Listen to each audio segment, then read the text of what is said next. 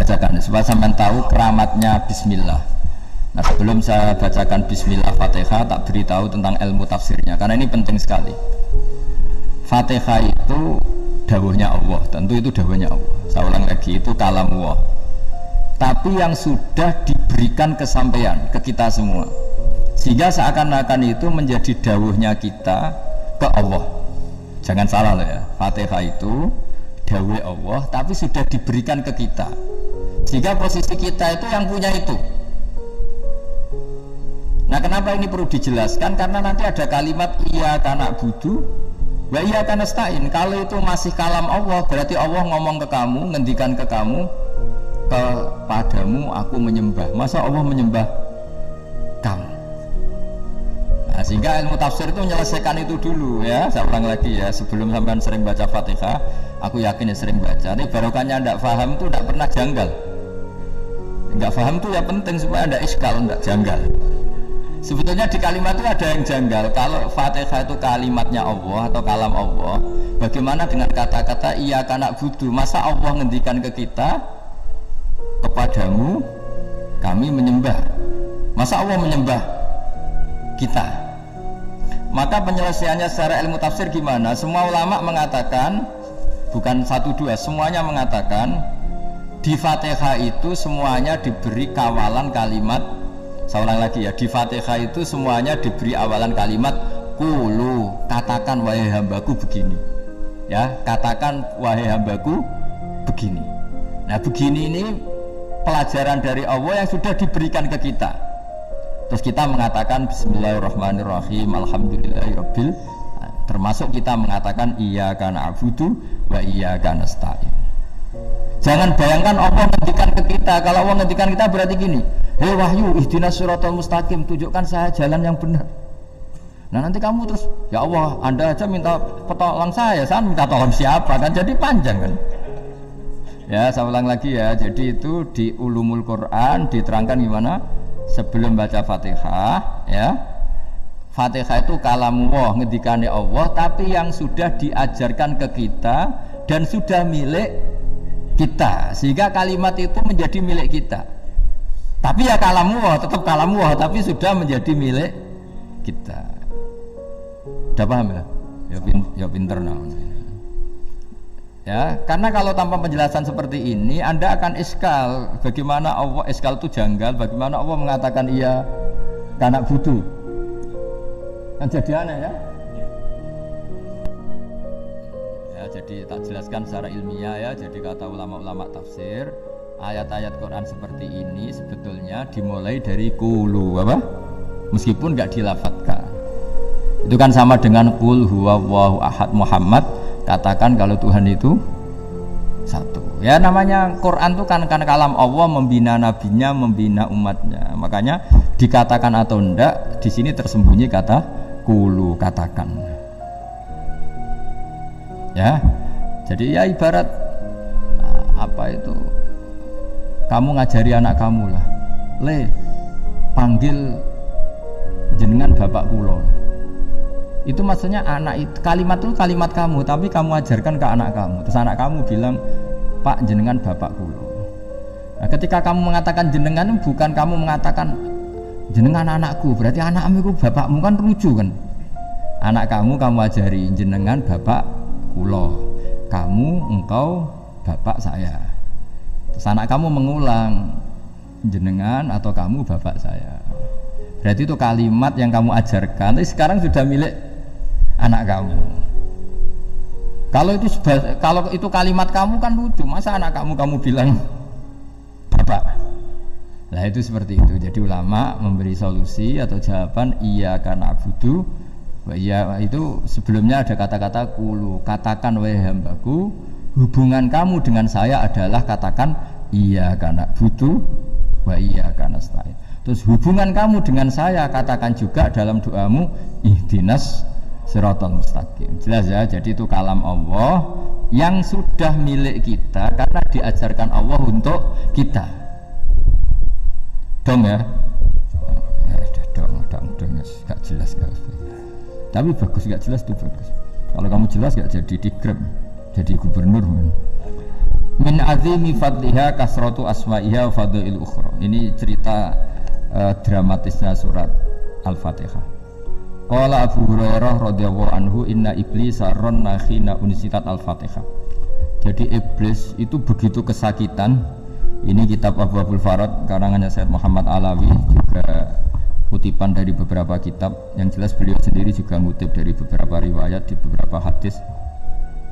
Halaman 123. Ketika Fatihah turun itu iblis kesakitan, kayak orang sakit gigi lah, tersiksa-siksanya karena turunnya surat apa?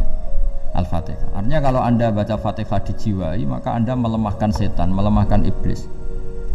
Wa qala Mujahid khina unzilat Fatihatul kitab ronna fastama indahu asyayatin. Jadi ketika Fatihah itu turun, iblis itu terkapar lah kira-kira, sampai dijenguk banyak setan.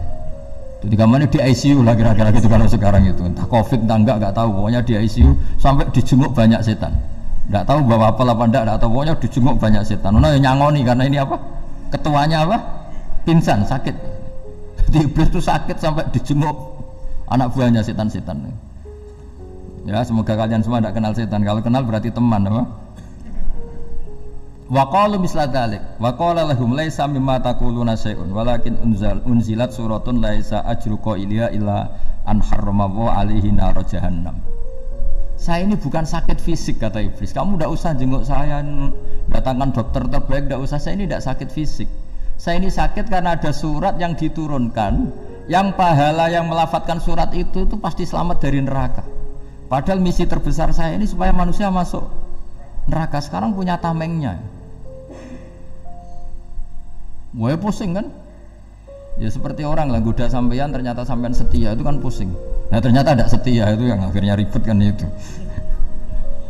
Jadi iblis itu cita-cita terbesarnya kan semua orang itu masuk neraka. Nah sekarang turun satu surat yang gara-gara surat itu siapapun yang baca dijamin selamat dari neraka. Jadi walakin unzilat suratun laisa ajru qailiha illa an harramallahu alaihi nar jahannam.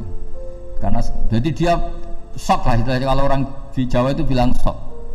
Aduh sial nasib saya ini umat nggak bisa saya goda lagi karena punya tamengnya ada di punya. Qad batala kaidukum wa makrukum. Rekayasa kalian sekarang itu tidak ada gunanya semua. Nah, ini alhamdulillah di Indonesia kelihatan kan banyak yang miskin, banyak yang susah.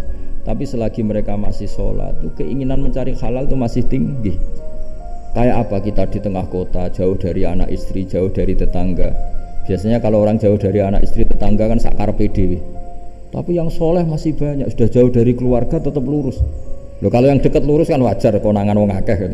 Ini sudah jauh masih lurus. Nah ini nggak lepas dari barokahnya surat apa? Surat Fatihah tadi. Jadi karena ada surat yang menjamin pelafalnya atau qailiha terbebas dari api neraka. Wa qalat asyayatinu lahu is ayusai'an ta'muruna ya maulana. Faqala lahum idhabu wajtahidu hatta tukhfilu qulubahum hatta la yaqulu hadhihi surah.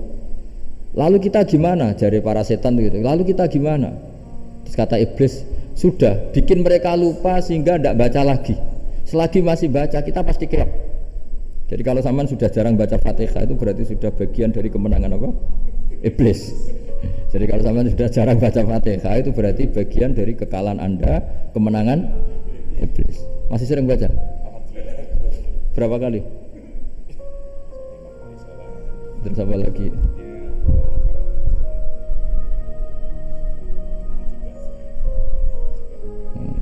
Kok 5 kali tok itu? Berarti pas salat fardu tok itu. Enggak 5 kali itu, mendingan itu 17. Kamu itu ngitungnya jangan 5 ini. 5 waktu itu berarti lumayan kan? Berapa? 17 ya? Ya. 17 ya? Ya. 17, tapi kalau makmum tuh sering separuh kan, apalagi makmum tarawih. Ya kan? Makmum tarawih itu bacanya Fatihah ada yang sempurna enggak ya? Ya enggak lah. Baru alhamdulillah rabbil alamin mampu ruko ikut ruko ini gitu. Makmum kan yang tarawih lah. Kalau tarawih jarang sempurna ya. Fatihahnya itu. Kan imam sudah ruko. Kamu bacanya Fatihah sampai mana? Baru setengah ya. Ya paling pas tarawih aja kan enggak sempurna ya. Apalagi kalau imamnya sing kilat tuh, waduh malah. Nah, ketika Fatihah itu sebegitu keramatnya, sebegitu topnya, itu setan rapat, singkat cerita itu yang tadi dipimpin oleh iblis yang sedang terkapar apa? Terus tali obatnya enggak ada, cuma dia shock karena ada surat yang turun yang melafatkan itu pasti selamat dari apa? Neraka. Nah ini gimana saran Anda? Terus sarannya adalah bikin orang-orang itu lupa tidak baca Fatihah. Nah ini rapatnya iblis. Idzabu wajtahidu hatta tughfilu qulubahum hatta la yaqulu hadhihi surah. Kala yuksiru qira'ataha wa la yakunu lahum ajrun wa thawabun bal yakunu lahum adzabun wa iqabun. Jadi saya mohon selama ini Anda sudah baca, tapi mungkin hanya rutin saja. Napa rutin saja? Jadi barokahnya ngaji ini kamu punya kekuatan atau punya semangat membaca karena ini surat yang luar biasa.